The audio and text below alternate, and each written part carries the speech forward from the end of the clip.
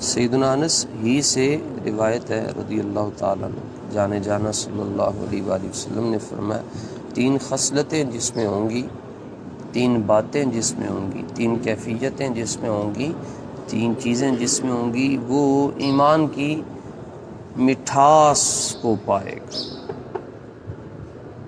سبحان اللہ، ایمان میٹھا بھی ہوندا ہے، کوڑا بھی ہوندا ہے۔ ایمان میٹھا ہے وے کہ من کان اللہ ورسولہ لہو ورسولہ احب الیہ مما سواہما۔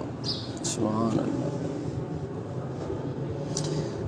جس کے ہاں اللہ اور اس کا رسول ما سوا سے زیادہ محبوب ہو جائے،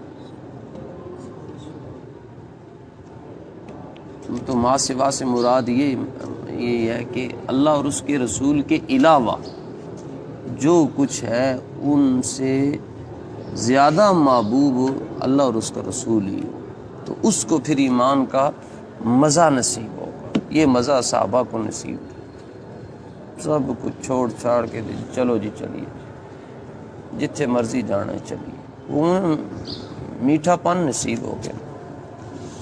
واہ واہ، چلیں، اور کسی سے بھی محبت کرے تو اللہ کی رضا کے لیے۔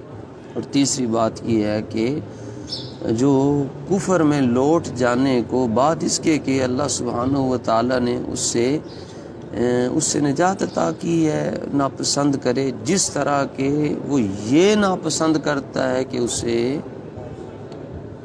آگ میں ڈال دیا جائے۔ ظاہر ہے کون کہے گا کہ مجھے آگ میں ڈال دیا جائے؟